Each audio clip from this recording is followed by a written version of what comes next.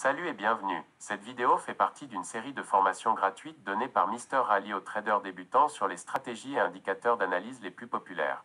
Alors, c'est parti.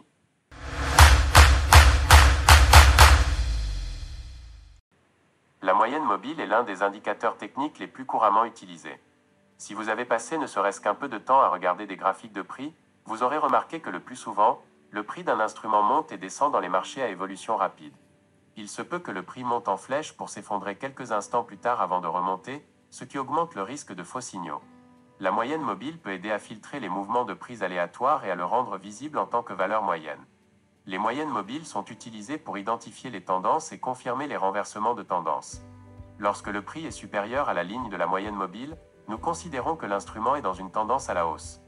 Inversement, si le prix est inférieur à la ligne de la moyenne mobile, nous considérons qu'il s'agit d'une tendance à la baisse.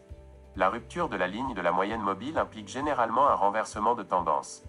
Les moyennes mobiles sont également utilisées pour identifier les zones de soutien et de résistance. De nombreux traders considèrent la ligne de moyenne mobile comme un indicateur de niveau de support et de résistance et fondent leurs transactions sur cette ligne. Les traders vérifient donc si le prix se dirige vers la moyenne mobile et s'il va rebondir ou la casser. Comme pour un niveau de support ou de résistance régulier, lorsque la tendance est à la baisse. Les moyennes mobiles vous diront si un instrument a une tendance à la hausse, à la baisse ou s'il est dans un tunnel. Elles peuvent vous dire si une tendance est toujours en cours et si elle est en train de s'inverser ou de perdre son élan. N'oubliez pas qu'une moyenne mobile est basée sur les prix passés et qu'il s'agit d'un indicateur retardé. Par conséquent, elle ne vous avertira pas à l'avance, mais elle confirmera qu'un changement de tendance a eu lieu. Lorsque le prix croise à la hausse et au-dessus de la moyenne mobile, les traders considèrent cela comme un signal d'achat. Lorsqu'il croise à la baisse sous la ligne de la moyenne mobile, ils considèrent cela comme un signal de vente.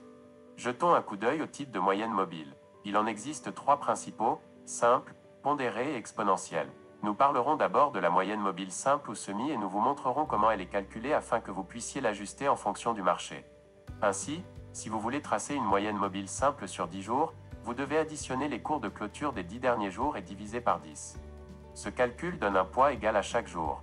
C'est ce qu'on appelle une moyenne mobile car tous ces cours sont abandonnés chaque fois qu'une nouvelle période est disponible de cette manière et en montrant que la moyenne est basée uniquement sur le dernier nombre X de périodes dans notre exemple pour les 10 derniers jours. N'oubliez pas que plus la période de la moyenne mobile simple est longue, plus elle est en retard et plus elle est lente à réagir au mouvement de prix le plus récent. Pour illustrer ce que nous voulons dire, si vous tracez une moyenne mobile exponentielle et une moyenne mobile simple sur un graphique, vous verrez que la moyenne mobile exponentielle est plus proche du prix actuel que la moyenne mobile simple. Outre le type de moyenne mobile, vous devez également décider de la période de temps. Cela dépendra largement du type de changement que vous analysez. Voici quelques lignes directrices pour les périodes de temps couramment utilisées. 10 à 20 pour les tendances à court terme, 54 à moyen terme et 200 pour les tendances à long terme sont généralement utilisées. Quand et comment utiliser les moyennes mobiles? Comment décider quelle moyenne mobile utiliser? La période de temps dépendra en grande partie de votre objectif. Utilisez des moyennes mobiles exponentielles pour les cadres temporels plus courts, ou si vous analysez un marché à évolution rapide, car vous accorderiez plus d'importance au dernier prix, utilisez des moyennes mobiles simples. Si vous prévoyez de conserver une position pendant une période plus longue, car la moyenne mobile exponentielle pourrait être trop sensible et donner de faux signaux, vous devriez également utiliser des moyennes mobiles simples si vous aimez simplement filtrer le bruit des fluctuations de prix aléatoires pour déterminer la direction générale du marché.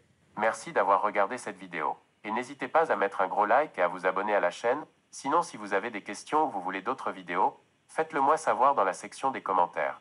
Allez, à la prochaine!